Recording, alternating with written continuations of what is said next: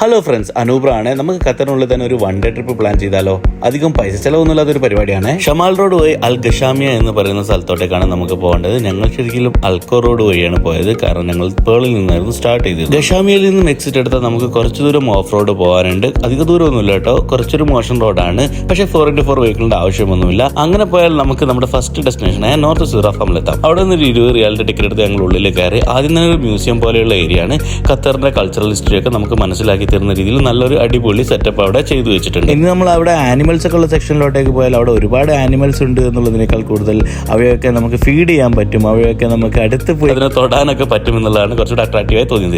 പിന്നെ അവിടെ ഉള്ള മറ്റൊരു ആക്ടിവിറ്റിയാണ് ഈ വെജിറ്റബിൾ പിക്കിംഗ് എന്ന് പറയുന്നത്. ഇതിനവർ എക്സ്ട്രാ ചാർജ് ചെയ്യുന്നത്. ഫാമിൽ തന്നെയുള്ള ഒരു റെസ്റ്റോറൻറ്റ് നിന്നായിരുന്നു ഞങ്ങൾ ഫുഡ് കഴിച്ചത്. ഫുഡ് കഴിച്ച് കഴിഞ്ഞിട്ട് ഞങ്ങൾ ഫാമിൽ നിന്ന് ഇറങ്ങിയിട്ട് അടുത്ത ഡെസ്റ്റിനേഷനിലോട്ട് പോകും. അപ്പോൾ അടുത്ത നമ്മുടെ ഡെസ്റ്റിനേഷൻ എന്ന് പറയുന്നത് ഫുവൈറത്ത് ബീച്ചിന്റെ ഈ ഒരു റോക്ക് ആൻഡ് സാൻഡ് ആയിട്ടുള്ള ഒരു സൈഡ്. അപ്പോൾ ഈ ഒരു സൈഡിലോട്ടേക്ക് പോകാൻ വേണ്ടിയിട്ട് ഒരു 4x4 വെഹിക്കിൾ നിർബന്ധമാണ്.